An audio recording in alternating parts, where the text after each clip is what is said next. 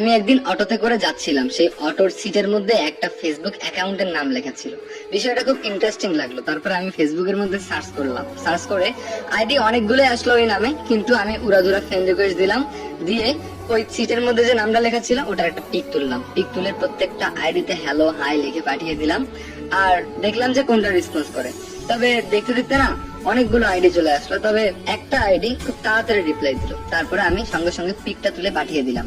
এরপরে সে বলল যে আপনি এটা কিসের পিক দিলেন? তখন আমি বললাম এটা হচ্ছে আপনার আইডির নামের পিক, আমি এই সিটের মধ্যে লেখা পেয়েছি তাই আমি আইডি সার্চ করে আপনাকে নক করলাম।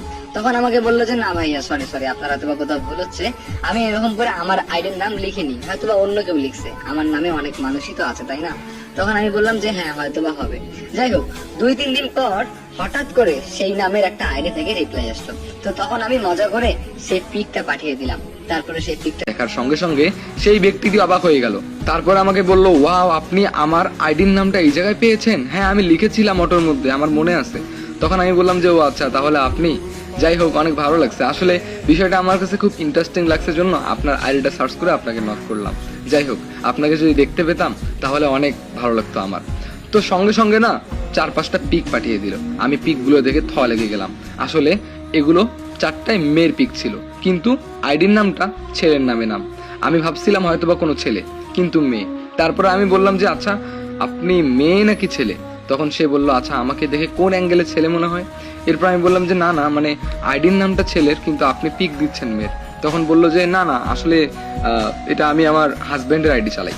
তখন আমি অবাক হয়ে গেলাম যে আপনাকে দেখে মনে হয় না তো আপনার বিয়ে হয়েছে, আপনাকে দেখে মনে হয় যে আপনার বয়স অনেক কম। তখন সে বললো হ্যাঁ, আমার বয়স কম হতেই পারে, কিন্তু আমি বিবাহিত। এরপর আমি বললাম যে আচ্ছা আপু, আই এম সরি, আসলে আমি এমনি মজা করে নক করছিলাম, ভালো থাকবেন। এই কথা বলে আমি বিদায় নিয়ে নিলাম। যাই হোক, আবার 2-3 দিন কেটে গেল। 2-3 দিন পর আমার নাম্বারে একটা কল আসে, তো আমি ফোনটা রিসিভ করি। ফোনটা রিসিভ করার পরে সে বলে যে আপনি কি আমাকে চিনতে পারেননি? এরপরে আমি বললাম যে না, আমি তো আপনাকে চিনতে পারছি না। তখন সে বলল কিছুদিন আগে আমার আইডির নামটা যে অটোর পিছনে পেয়েছিলেন, তারপরে যে আমাকে নক করলেন। এরপর আমি বললাম যে ও আচ্ছা আপনি, বাট আমার নাম্বার পেলেন কোথায়? তখন সে বলল কেন, আপনার বায়োতে তো আপনার নাম্বার দেওয়া আছে। এরপর আমি বললাম যে ও আচ্ছা, এখান থেকে নিয়ে কল দিছেন? তখন সে বলল হ্যাঁ। এরপরে সে আমাকে অনেক কথাবার্তা বললো। তো কথা বলতে বলতে আমি বললাম যে আচ্ছা, আপনি আমাকে একটা কথা বলবেন? তখন সে বলল হ্যাঁ, কি বলেন।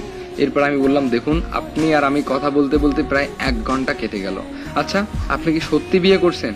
আর বিবাহিত মানুষ এত কেন সময় দিচ্ছেন আমাকে? আমি বুঝলাম না বিষয়টা। আপনার হাজবেন্ড কোথায়? আপনার হাজবেন্ড কি রাগ করবে না? তখন সে বলল আসলে আপনি একটা গাধা, আমি পড়ি ক্লাস 10-এ আর আমার বিয়ে হবে? পাগল। এই কথা বলে ফোনটা রেখে দিল। আমি অবাক হয়ে গেলাম, মানে কেমন যেন একটা অদ্ভুত রকমের ফিলিংস আমার বুকের ভিতরে কাজ করা শুরু করলো। তবে আমাকে কল দিয়েছিল অ্যাপস দিয়ে, তার কোনো নির্দিষ্ট নাম্বার ছিল না। তারপরে আমি তাকে মেসেজ করলাম, কোনো রিপ্লাই নেই, সিন নেই। তারপরে হঠাৎ করে একদিন সে কোনো রিপ্লাই না দিয়েই তার নাম্বারটাই পাঠিয়ে দিল। তারপরে আমি তার নাম্বারে কল করতাম, কথাবার্তা বলতাম। তবে কথাবার্তা শুধু মজাই করতাম কল দিয়ে, কখনো জিজ্ঞেস করতাম না আপনার বাসা কোথায় কিংবা আপনার নামটা কি। আমি এটা কখনোই জিজ্ঞেস করতাম না। তারপরে একদিন জিজ্ঞেসই করলাম যে আপনার নাম কি? তখন সে বলল আমার নাম রুকাইয়া। এরপর আমি বললাম যে ওয়াও, আপনার নাম তো অনেক সুন্দর। তখন সে বলল আপনার নাম কি?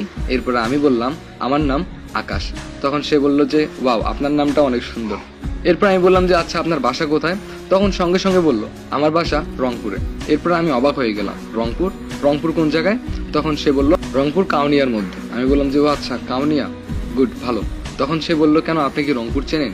এরপর আমি বললাম যে হ্যাঁ, আমি তো রংপুর চিনি, আমার বাসা হচ্ছে রংপুর চিড়িয়াখানা মোড়। তখন সে বলল যে ও আচ্ছা, চিড়িয়াখানা মাঝে মাঝে ঘুরতে যাই। বেশ, এরকম করে প্রায় কয়েকদিন কথা হয়ে গেল। একদিন আমরা প্ল্যান করলাম যে আমরা মিট করব রংপুর চিড়িয়াখানাতেই। তারপরে আমি বললাম যে না, ওইদিকে যদি মিট করি তাহলে আমার প্রবলেম হয়ে যাবে, কারণ আমার ফ্যামিলির প্রত্যেকটা মেম্বার ওইদিকে সবসময় ঘোরাফেরা করে, আমরা অন্য কোনো জায়গায় মিট করি। তখন সে বলল তাহলে আপনি বলেন কোথায় মিট করবেন? এরপর আমি তাকে বললাম চলো আমরা রাজবাড়িতে মিট করি। তারপরে আমরা মিট করতে গেলাম। হ্যাঁ, সো আমি তার জন্য অপেক্ষা করছিলাম, তার কোনো খুঁজি নেই, তার কোনো পাত্তাই নেই, সে কখন আসবে আমার সঙ্গে মিট করবে, আমি শুধু ছটফট করতেছিলাম। তবে আমাদের মাঝে কেমন যে সম্পর্ক এটা আমি নিজেও জানতাম না, আর সেও জানতো না। এটা না কোনো ভালোবাসা, না কোনো ভালো বন্ধুত্ব, মানে হুদাই একটা সম্পর্ক। তবে এটা অদ্ভুত রকমের একটা মায়া ছিল। যাই হোক, আমি ওকে ফার্স্ট টাইম সামনাসামনি দেখবো, আমার খুব ভালো লাগতেছে যে অনলাইনে পরিচয় হওয়ার পরে সামনাসামনি দেখবো। সো অনেকক্ষণ ওয়েট করার পরে দেখতে পেলাম একটা বোরকা পরা মেয়ে এসে অনেকবার ঘোরাঘুরি করতেছে আশেপাশে, এরপরে কল দিচ্ছে। তো যখনই ওই মেয়েটা কানের মধ্যে ফোনটা ধরলো, ঠিক সেই সময় আমার ফোনের মধ্যে কল আসা শুরু হলো। এরপরে কলটা রিসিভ করলাম, তখন দেখতে পেলাম সেই মেয়েটাই বলতেছে, হ্যালো আসসালামু আলাইকুম, কোথায় আপনি? তখন আমি বললাম যে এই যে আপনার পিছনে। তারপরে সে আমার দিকে তাকালো। এরপরে সে আমার দিকে তাকানোর পরে আমার দিকে না এসে সে আস্তে আস্তে পিছোতে লাগলো। আমি অবাক হয়ে গেলাম, বললাম যে আপনি পিছিয়ে যাচ্ছেন কেন? তখন সে কোনো কথা না বলে দৌড় শুরু করে। আমি অবাক হয়ে গেলাম, কি হলো ভাই, দেখা করতে আসলো, আমার সঙ্গে দেখা না করে দৌড় মারলো, বুঝলাম না। তারপরে আমিও দৌড় শুরু করলাম। আশেপাশের মানুষেরা আমাকে বলতেছে, এই এই তুমি দৌড়াচ্ছ কেন মেয়েটার পিছনে? যাই হোক, আমি ওকে আর ধরতে পারিনি, ও হাত ফসকে চলে গিয়েছে, মানে এইরকম একটা। তবে আমি অনেকটাই অবাক যে এটা কি হলো। তার সঙ্গে আমি ফার্স্ট টাইম দেখা করতে আসলাম, কোথায় সে কথা বলবে না বলবে, আমরা খাবো দাবো আড্ডা দিব, সে আমাকে দেখে দৌড় দিয়ে চলে গেল। বিষয়টা আমার কাছে খুবই রহস্যজনক মনে হলো। তারপরে আমি তাকে অনেক নক করলাম, নাম্বারে কল করলাম, আমি আর দেখা পেলাম না। কেটে গেল 1 মাস 2 মাস, তার দেখা আমি পেলাম না।